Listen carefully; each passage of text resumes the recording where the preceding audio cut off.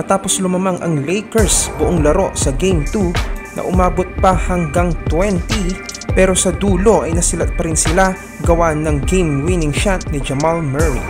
Dahil dyan, baon na sila sa serye 2-0.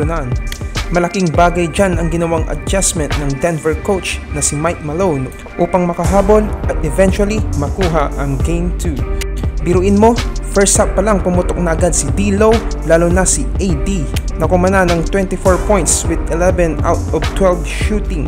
Di talaga makasabay sa pick and roll offense itong si Joker dahil mas agile at mas mabilis naman talaga siya kumpara kay Joker. Pero pagdating ng second half ay dito na mapapansin ang defensive adjustment ni Mike Malone at si Aaron Gordon na ang tumao dito kay Anthony Davis. Sa buong second half ay di na naramdaman itong si AD lalo na sa fourth quarter with 0 points with only 1 shot attempt. Dahil sa masamang laro ni AD sa second half, dito na rin unti-unting nakabuelo si Joker at nakakuha pa rin ng triple-double pagkatapos ng laro.